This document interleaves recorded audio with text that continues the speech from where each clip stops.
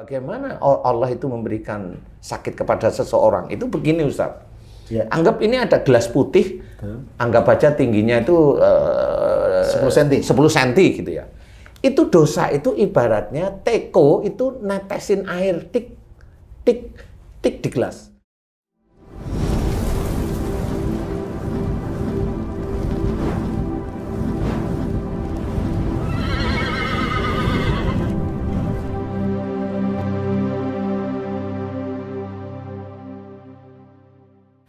Bismillahirrahmanirrahim. Assalamualaikum warahmatullahi wabarakatuh. Alhamdulillahirabbil alamin wassalatu wassalamu ala asrafil anbiya'i wal mursalin wa ala alihi washabbihi ajmain. Allahumma rabbi shrah li sadri wa yassir li amri wahlul 'uqdatam min lisani yafqahu qawli, amma ba'du. Sedulur beriman dimanapun berada, apa kabar semuanya? Ya, mudah-mudahan semua pada sehat, amin. Semua dalam keadaan senang dan bahagia, dan segala urusannya tentunya dimudahkan sama Allah Subhanahu wa Ta'ala. Amin. Alhamdulillah kali ini saya bisa berkunjung kembali ke istana yang penuh dengan keberkahan. Ini. Dan kali ini pun kita masih tetap ditemani oleh guru kita tercinta yang dirahmati Allah Subhanahu wa Ta'ala, yaitu Ustaz Dano. Assalamualaikum warahmatullahi wabarakatuh. Waalaikumsalam warahmatullahi. Sehat ya Gurunda ya? Alhamdulillah Ustaz. Mohon maaf ini baru kesini lagi setelah kurang lebih berapa? Hampir masuk 3 minggu. Ya, hampir 3 minggu ya. Sempat ada yang ngomong kemana aja gitu kan. Saya bilang sibuk. Ya, terima kasih Gurunda sudah bersama-sama kita. Dan juga di sebelah kanan saya ada abang kita Pak Tung. Ya, assalamualaikum Pak Tung. Waalaikumsalam warahmatullahi wabarakatuh. Setiap saya kesini selalu ada perbedaan. Hari ini piciknya beda. Masya Allah. Benar-benar. Ini aku gambar-gambarin Ustaz. Iya. Tahu Ustaz mau ke sini. Iya, bisa. Sehat ya Pak Tung ya? Alhamdulillah. Ustaz sehat? Alhamdulillah. Makanya bisa ke sini hari ini. Amin, insyaallah. Oke, Pak Tung, terima kasih. Kemudian ada Bang Jai. Assalamualaikum Bang Jai. Waalaikumsalam Ustaz Asep. Alhamdulillah. Makin bercahaya aja ya. Amin amin amin. Oke, sehat juga Bang Jai ya? Alhamdulillah. Bismillah ya. Oke, pemirsa semuanya, alhamdulillah kami sekarang kita ngobrol-ngobrol lagi yang insya Allah obrolannya bukan hanya sekedar obrolan biasa, tapi ada makna, ada kebaikan yang apabila mungkin nanti dilakukan oleh siapapun para pendengar, ini akan menjadikan pahala, juga bisa akan menghilangkan dosa, juga bisa akan menyehatkan diri kita, lahir dan batin. Nah, sedulur beriman semuanya, kita kan sering mengatakan bahwa, atau sering mendengar, kamu kalau ingin banyak rezeki, banyakin saja istighfar. Atau juga mungkin kalau pernah mendengar ada penceramah yang mengatakan, kalau ingin banyak rezeki, ya itu banyak yang dia minta ampun, istighfar. Nah, tapi pada kenyataannya ada di antara kita mungkin juga sudah istighfar, bahkan ribuan. Tapi kok gitu-gitu aja. Berarti ada masalah sepertinya. Apakah istighfarnya yang salah, atau caranya yang salah, atau waktunya yang salah? Kita tidak tahu. Hari ini kita akan coba tanyakan kepada guru kita, Ustaz Dano. Mudah-mudahan kita dapat pencerahan, dan apa yang disampaikan nanti bisa kita kerjakan. Itu yang paling penting. Oke, Gurunda, itu adalah clue di awal bahwa banyak orang beristighfar atau juga mendapatkan informasi kalau istighfar itu akan begini. Tapi pada kenyataannya masih nol. Ini kira-kira kenapa penyebabnya? Ya. Terima kasih Ustaz. Bismillahirrahmanirrahim. Assalamualaikum warahmatullahi wabarakatuh. Waalaikumsalam warahmatullahi wabarakatuh. Amin ya rabbal alamin. Alhamdulillah. Jadi sebenarnya memang istighfar itu akan berhubungan dengan apapun sebenarnya yang kejadian di dunia ini untuk kedepannya kita. Istighfar itu berhubungan. Di luar ikhtiar ya. Istighfar itu berhubungan. Salah satunya bagaimana kok tadi kalau ada seorang pendakwah cerita kalau mau kaya istighfar saja, yang banyak. Ya banyak, sukses istighfar, sakit istighfar. Iya sih, itu berhubungan tapi tidak secara langsung. Jadi Maksudnya sebenarnya sudah baik, tetapi tidak bisa juga seperti itu. Umpamanya istighfar itu sendiri adalah alat untuk menjadikan dosa-dosa kita itu kan diampuni sebenarnya. Astagfirullahaladzim itu alat agar dosa-dosa kita, kesalahan-kesalahan kita diampuni oleh Allah Ta'ala. Tetapi istighfar yang bagaimana sehingga itu sampai pada Allah Ta'ala. Intinya itu kan sampai dulu. Betul. Ya. Nah, dalam menggapai sampainya istighfar ini kepada Allah Ta'ala memang tidak segampang kalau orang bercerita. Walaupun sebenarnya nggak sulit-sulit juga sih sebenarnya. Baik. Cuma kita harus meluruskan niatnya. Jadi pada saat umpamanya kita istighfar, kita ingat kesalahan kita apa. Itu dulu. Umpamanya kesalahan kita menganggap ada 3 dulu umpamanya ya. Sehari-hari 3. Sebenarnya kesalahan kita itu bisa ratusan kesalahan ya. Kita anggap 3 aja karena kalau ratusan pusing nanti ya. 3 itu umpamanya mencuri, ya. Mencuri, mengambil barang orang lain. Yang kedua itu selalu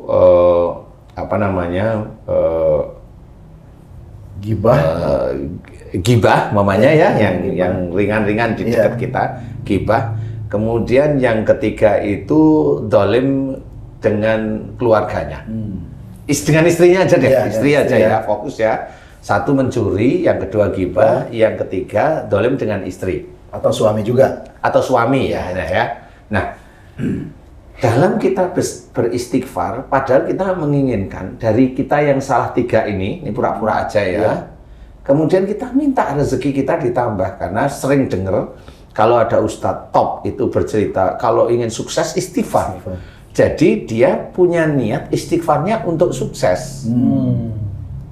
Nah, korelasi istighfar untuk sukses ini memang tidak ada dalil yang kuat. Berarti cross ya? Iya, berarti sementara ini bukan cross dulu Ustadz. Sebenarnya ini kalau langsung dijawab boleh enggak? Kalau saya jawab enggak boleh. Karena istighfar minta sukses itu enggak boleh. Betul.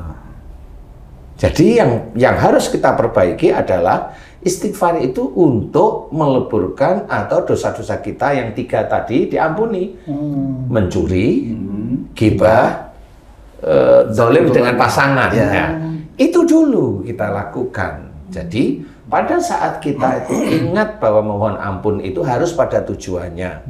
Wasari'u ila maghfiratim mir rabbikum, dan bersegeralah kamu ke dalam ampunan Allah Tuhanmu. Nah, bersegera itu berarti nama bersegera itu bukan disegerakan aja, tetapi setelah tahu kesalahannya segeralah mohon ampun. Karena orang yang beristighfar ini dianggap oleh Allah Ta'ala juga orang takwa sebenarnya. Paham dia salahnya. Nah, mohon ampunlah pada 3 titik ini. Ya Allah, jika saya sering mencuri, ampuni dosa-dosa mencuriku ya Allah. Jelas. Tapi mencuri ini gimana nih? Apakah ini bisa dihilangkan langsung? Padahal ada benda yang dulu dia ambil dari mencuri ini. Berarti dia harus mengembalikan. Kan begitu? Betul. Cara mengembalikannya gimana? Nah, dia harus janji kepada Allah Ta'ala, ya Allah saat ini memang saya belum punya uang untuk mengembalikan benda yang saya curi. Baik. Jelas ya? Siap. Itu harus ada runutan seperti itu. Karena sama seperti umpamanya Ustadz punya mobil. Saya ambil mobilnya. Kemudian mobil saya jual, saya pakai uangnya, saya hanya coba bilang, Ustadz maafin ya mobilnya saya curi. Loh kan gitu. Lah, Ustadz sendiri pun sebenarnya butuh mobil itu, kan nggak bisa memaafkan, tetapi kan lah barangnya kemana? Kalau barang itu sudah saya makan, berarti kan menjadi sesuatu yang haram di dalam tubuh saya atau istri dan anak saya. Ini harus dikembalikan, Ustadz. Paham ya? Nah, cara mengembalikan ini jelas dia harus berjanji pada Allah Ta'ala. Berjanji dulu ya, harus berjanji dulu pada Allah, jika saya punya ya Allah saya akan kembalikan. Nah, seberapa punya, walau alam nanti. Ghibah sama, kemudian dolim sama, mohon ampun. Nah, istighfar inilah yang kita pergunakan untuk di dosa-dosa kita.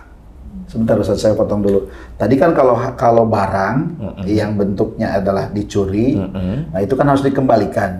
Nah sekarang kan gibah itu membicarakan aib orang gitu kan. Apakah juga harus minta maaf ke yang digibahin juga? Insya Allah harusnya seperti itu. Oke.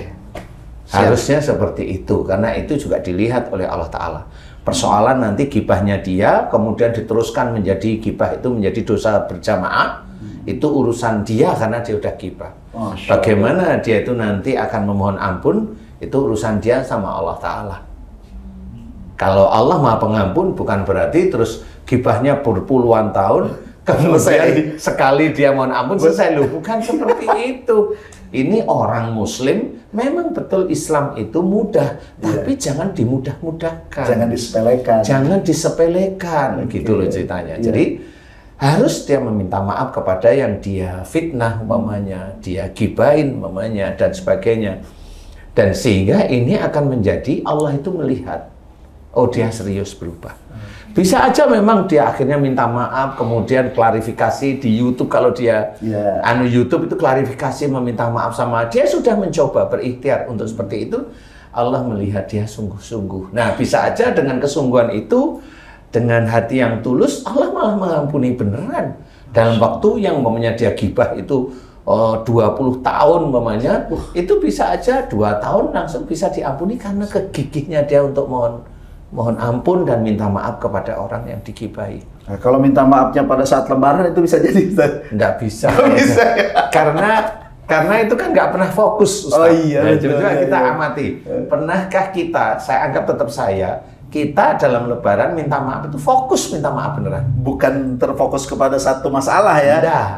Pasti itu hanya lisannya aja meminta maaf seperti itu. Formalitas ya. Formalitas lah seperti itu. Nah, ini kemudian dolimi pasangan juga sama. Nah, dalam memohon ampun kepada Allah dan meminta maaf ini juga ada proses, dia tidak boleh melakukan itu lagi. Nah, itu yang dinamakan taubatan nasuha. Oke. Nah, setelah itu nanti sampai kapanpun kita itu mohon ampun, biarlah Allah yang menghitung. Kita sudah lunas habis dosa kita atau belum kan kita tidak tahu. Tapi banyaklah mohon ampun terus-menerus. Nah, dengan kesungguhan yang seperti ini, suatu ketika, namanya 3 titik ini umpama, Allah itu nanti memberikan petunjuk untuk mendapatkan pekerjaan di luar dia mencuri. Walaupun di luar dia mencuri itu maksudnya dulu awalnya dia hobi mencuri. Dia memberikan petunjuk Allah itu untuk mendapatkan pekerjaan apa umpamanya jadi asisten rumah tangga umpamanya, atau jadi yang ngurusin burung umpamanya, jadi karyawan umpamanya. Dia mencoba seperti itu. Dan pada saat dia mencuri dia ingat dia gajian umpamanya Ustaz ya. Dia lupa orang yang dicuri itu lupa mana rumahnya saking banyaknya. Nah, dia dengan niat karena Allah Ta'ala untuk mengembalikan uangnya, gajian umpamanya dia itu gajinya itu 3 juta umpamanya, dia sisihkan 250.000 untuk di tempat yatim piatu, dan dia niat, ya Allah, ini harta yang dulu saya curi tapi saya lupa mengembalikan. Oke. Itu jadi kifarat kalau sudah berarti. Kafaratnya akhirnya si orang ini memberikan dia yatim piatu, mengurangi harta haram yang di tubuhnya. Harta ini dikeluarkan dari yang dulu ya dia curi, orang itu mendapat pahala dari harta. Nah, inilah yang akhirnya menjadi orang itu akan dilihat oleh Allah Ta'ala bahwa dia sungguh-sungguh, dia nggak main-main. Sehingga di titik itulah ketulusan dia melakukan mohon ampun kepada Allah, melakukan ikhtiar yang berhubungan memperbaiki yang tidak baik itu, akhirnya ini menjadi petunjuk bagi dia dari Allah Ta'ala untuk mendapatkan pekerjaan. Insya Allah dari sinilah sebenarnya istighfarnya ini yang berdampak memang tidak secara langsung dengan mendapatkan rizki. Nah sekarang gini Ustaz, kalau misalnya dia mencurinya skala besar, Ya, korupsi ya. Mungkin itu ya. Ya, nah, itu boleh. gimana? Apakah dia bisa selesai saja dengan katakanlah membangun masjid, kemudian anak yatim piatu? Padahal kan itu sudah jelas skala besar, bukan artinya kepada satu orang saja, mungkin kepada rakyat. Ya. Nah, itu gimana tuh? Jadi sebenarnya yang ini kalau Ustadz seperti ini, pertanyaan ini bukan untuk yang korupsi kayaknya. Oke. Karena pertanyaan ini kalau ada yang korupsi mendengar cerita kita, nggak mau ngembaliin biasanya. Karena sudah enak. Dia sudah enak. Jadi saya yakin nggak mau ngembaliin. Yakin banget saya. Malah nyari lagi tuh yang lain. Malah nyari lagi. Tapi dianggap adalah yang dapat hidayah sehingga dia ingin lurus. Karena akhirnya dia tahu bahwa hidup di dunia ini hanya permainan. Hidup yang kekal itu kan di akhirat. Nah, persoalan kekal itu mikirnya orang muslim rata-rata surga. Kekal itu ya surga, ya bisa neraka sebenarnya. Betul. Kan gitu ya. Kekal kok mikirnya surga loh. Ya kalau bener, nah, kalau salah mulu kan ya nggak bisa. Nah, kalau orangnya itu korupsi, seperti yang kemarin itu, dari satu sisi, siapa itu namanya? Ya, Rafael Alun itu yang diubruk-ubruk ya saya nggak tahu itu ya. Nah itu gimana? Tapi itu kayaknya Muslim bukan ya dia? Bukan. Wallahualam, saya kurang kayaknya ya. Nah itu dia nggak akan tahu yang seperti itu. Nah orang yang seperti itu relatif mau menyembunyikan uangnya dengan tanah, dengan ini.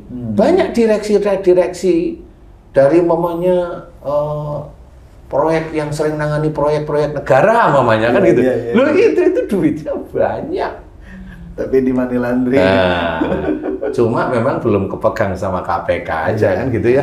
Nah, caranya menghilangkan uang segitu harus dihitung lagi. Oke. Dia harus menghitung, dia harus tahu berapa miliar dia ambil, gajinya berapa. Nah, ini harus dikonversi istilahnya ya, dihitung ulang lagi untuk mengetahui. Nah, uang yang seperti itu berikan kepada yatim piatu, ke semua aja biar tidak terlacak, boleh. Karena itu niat itu sudah nanti tercatat oleh malaikat raqib. Baik. Yang akan diserahkan kepada Allah Ta'ala. Sehingga pada saat dia itu sudah niat, dia ingin mengembalikan semua, termasuk harta yang dimakan, termasuk mobil-mobil mewahnya. Ya kan gitu ya. Ada yang umpamanya pakai Maybach umpamanya, atau pakai Mercy yang G-Class mamanya. Nah, itu Mercy yang harganya 7 miliar itu. Nah, itu dia paham. Tapi saya tetap di pikiran saya itu kayaknya nggak mau ngembaliin deh mereka itu. Sayang ya. Sayang karena sudah enak ya. Nah, di titik itulah dia akan dilihat oleh Allah Ta'ala ini serius.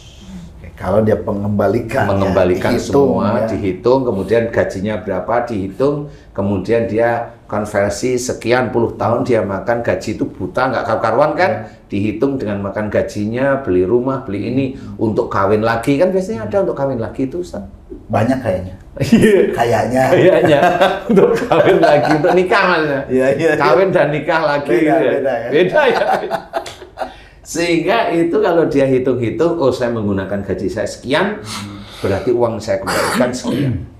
Kemudian kalau tanah, itu bisa dihibahkan atau dijadikan sesuatu yang itu bukan sumbangan. Itu bukan bilang, ini sumbangan dari saya, tidak boleh. Itu diharamkan seperti itu. Tetapi ini saya berikan. Tapi kalau dikembalikan kepada negara misalnya itu gimana? Boleh ya? Cuma ya bentar lagi nanti surat dari KPK datang. Jagoan. Iya, jagoan ya.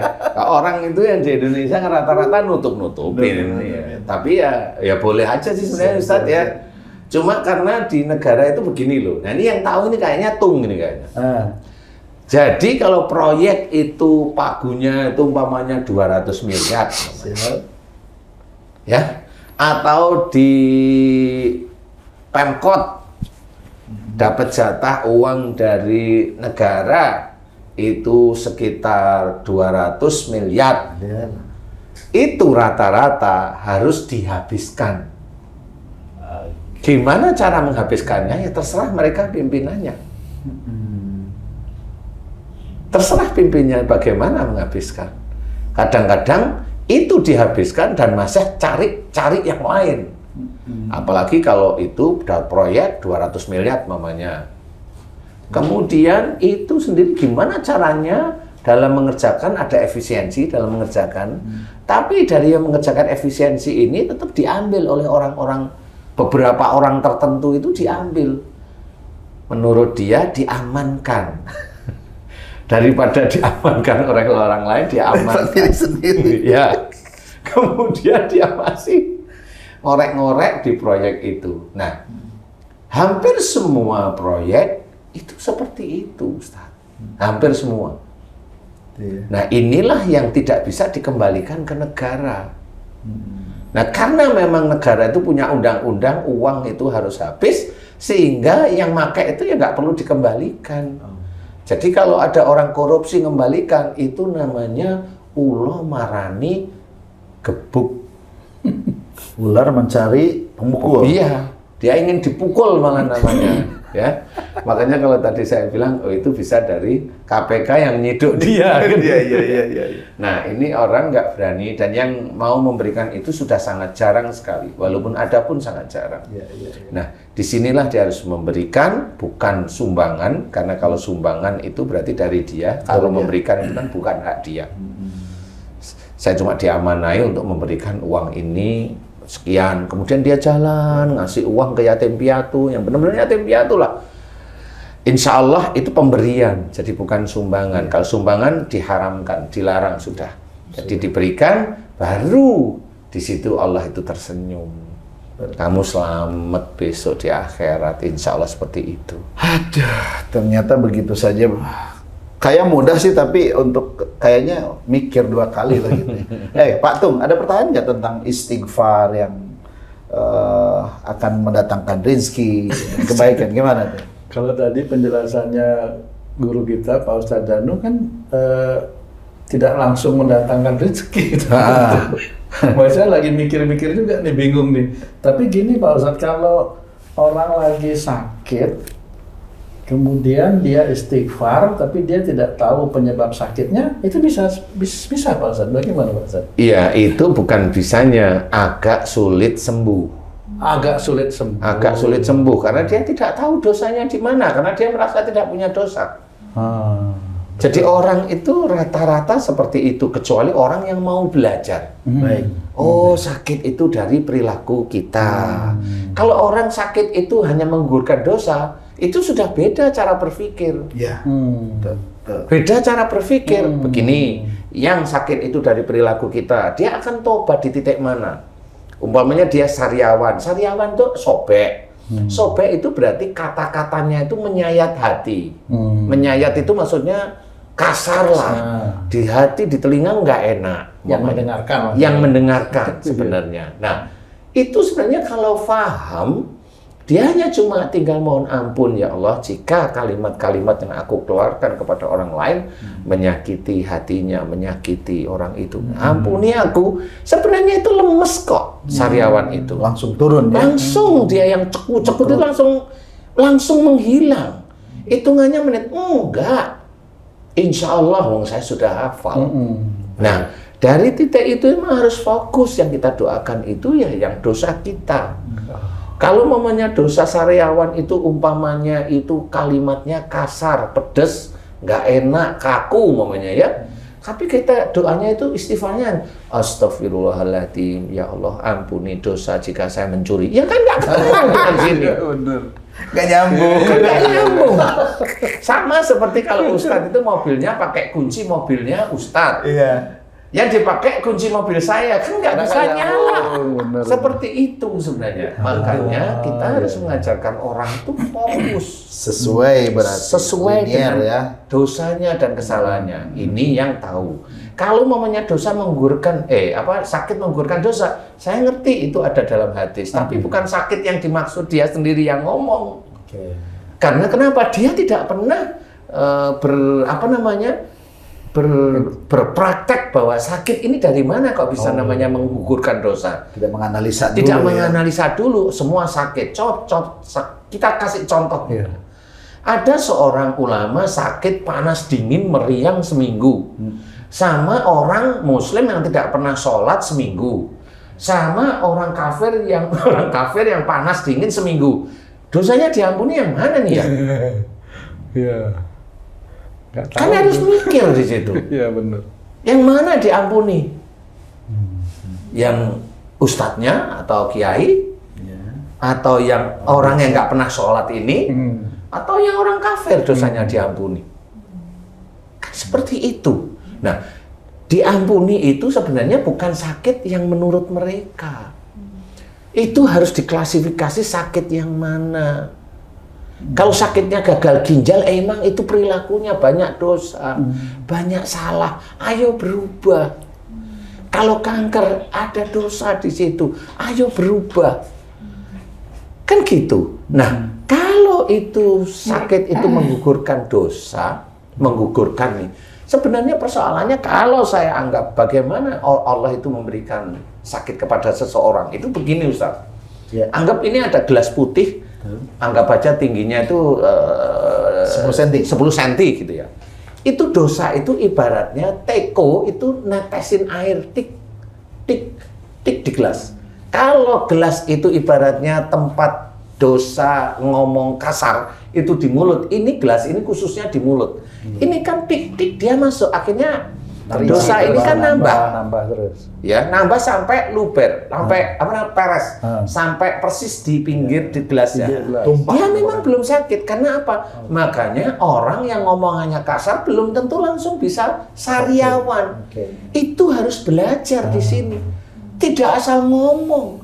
Walaupun dia seorang yang besar, kelihatan ustadz yang besar. Kalau nggak tahu jangan ngomong.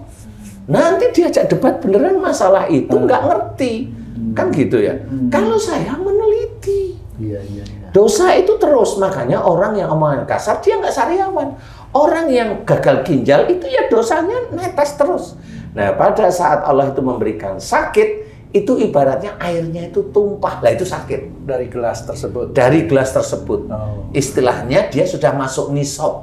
Kalau harta masuk nisab, dia harus dikeluarkan. Seperti itu Ustaz. Nah, pada saat orang itu mohon ampun di titik tepat di situ, memang dosa di sini yang di gelas itu diambil oleh Allah Ta'ala. Cabutin, sehingga yang tumpah ini hilang. Makanya sakitnya sembuh atas izin Allah.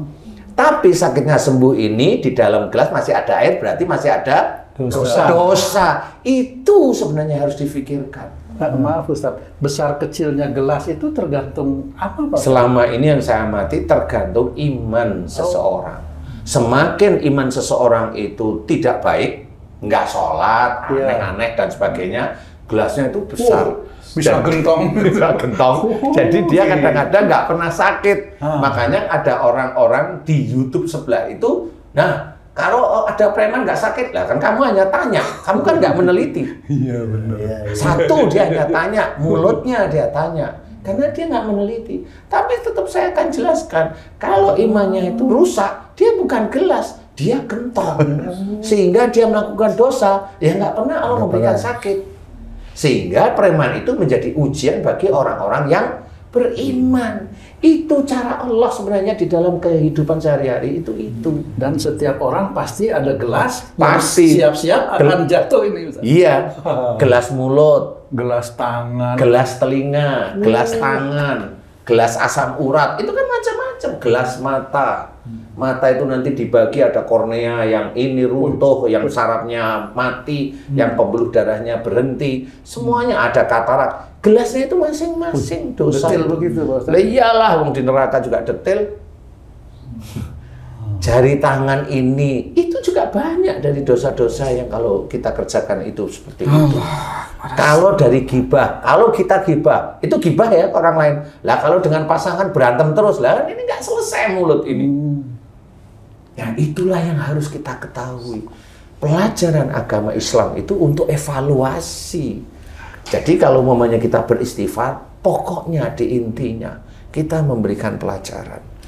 Bukan asal-asalan. Makanya kalau ada orang, oh itu orang kok nggak pernah sakit, kamu kan hanya tanya. Karena kamu nggak pernah neliti. Ada orang, umpamanya seorang ustadz dari Mesir, umpamanya, ya dari Mesir, gitu ya. itu bilang mau sakit dari marah. Loh, karena dia tak pernah meneliti. Iya, benar. Dia meneliti nggak la tadab walakal jannah. Coba kalau dia dihadapan dengan itu, terangkan la tadab walakal jannah. Nggak bisa dia. Aja. Walaupun dia dari Mesir, nggak bisa dia. Iya. Dia hanya berani di depan jamaahnya seperti itu karena mau menjatuhkan saudaranya yang lain. Tapi kalau memang benar-benar diajak duel, benar-benar tentang kesehatan, selesai dia. Malu.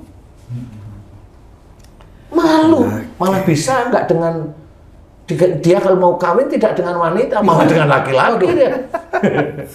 Wah, lebih kacau lagi. Iya, kan saking malunya.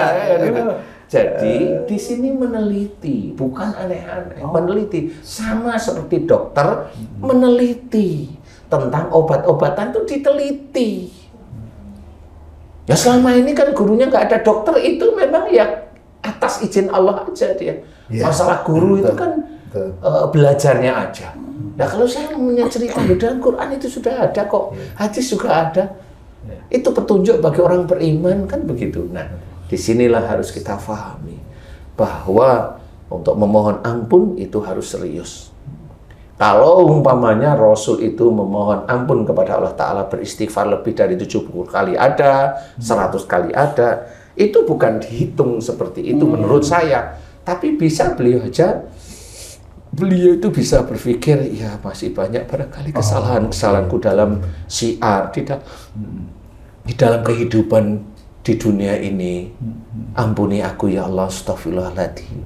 Ampuni aku ya Allah, astaghfirullahaladzim. Seperti itu bisa aja. Bukan jumlah, tapi keikhlasan dan kepahaman kita. Gitu, nah, sebenarnya adalah keikhlasan dan kepahaman kita tentang salah-salah yang sering kita lakukan. Itu insya Allah amat sangat berkualitas di hadapan Allah Ta'ala. Subhanallah. Nah, inilah yang nanti Allah itu akan mengatur semuanya. Kalau kita sudah mulai tertib, nanti Allah akan mengatur semuanya. Ya rizki. Rizki itu apa? Bisa aja harta, bisa aja pekerjaan. Rizki yang lain, keluarganya mulai tidak berantakan, tidak ini. Semuanya, anaknya mulai tertib. Semua itu dari Allah Ta'ala. Jadi jangan bercerita kalau istilahnya istighfar itu bisa menjadi sukses. Ceritakan, jangan berhenti di situ. Nanti orang itu istighfar bukan mohon ampun, tapi dia ingin harta. Salah lagi nanti kita. Tujuannya yang salah. Tujuannya akhirnya salah. Seperti itu. Walau Baik, sedulur beriman yang dirahmati Allah Subhanahu wa Ta'ala, ini kajian yang membuat, jujur aja saya deg-degan ini. Saya merinding. Sama ya. Jadi kalau selama ini kita pahami bahwa dengan istighfar itu akan mendatangkan rezeki, mungkin benar, tetapi banyak cara yang salah untuk menuju ke sananya. Seharusnya istighfarlah dulu, apa yang diistighfarkan itu dosanya jelas dulu, sehingga betul-betul Allah mengampuni dosa-dosa kita dulu. Nah, ketika kita beristighfar sudah tidak ada dosa, maka Allah akan mengabulkan. Mungkin seperti itu ya, Guru. Kurang lebihnya. Kurang lebih. Itu, ya. Baik, pemirsa semuanya, sedulur, pengennya kita berpanjang kalam ya, tapi karena waktu. Jadi, insya Allah di waktu yang lain kita akan bahas lagi masalah istighfar. Dan insya Allah mudah-mudahan kita termasuk orang-orang yang diterima istighfarnya oleh Allah Subhanahu wa Ta'ala. Amin. Sampai jumpa lagi di episode yang lain, dan mohon maaf atas segala kekurangan dan kesalahan di dalam vlog ini. Terima kasih. Wassalamualaikum warahmatullahi wabarakatuh. Waalaikumsalam.